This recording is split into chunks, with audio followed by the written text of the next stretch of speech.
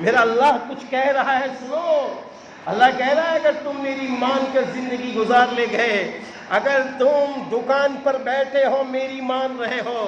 Office میں بیٹھے ہو میری مان رہے ہو، گاڑی چلا رہے ہو میری مان رہے ہو، شادی کرنے جا رہے ہو میری مان رہے ہو، بیوی بچوں کے پاس ہو میری مان رہے ہو، دوستوں سے مل رہے ہو میری مان رہے ہو، سن لو، تو پھر ہم فرشتوں کو بھیجیں گے، وہ فرشتے آئیں گے،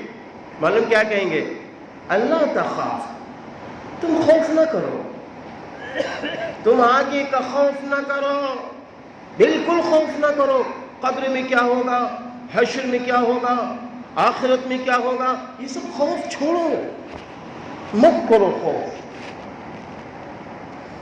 اللہ تخاف ولا تحزنوا،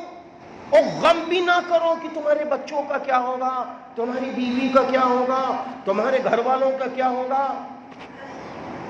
وَابْشِرُوا بِالْجَنَّةِ الَّتِي كُنْتُمْ تُوعَدُونَ، اللہ فرما رہا ہے فرشتوں تم بتا دو میرے بندے کو، تمہیں تو اللہ کی طرف سے جنت کی خوشخبری دی جا چکی ہے۔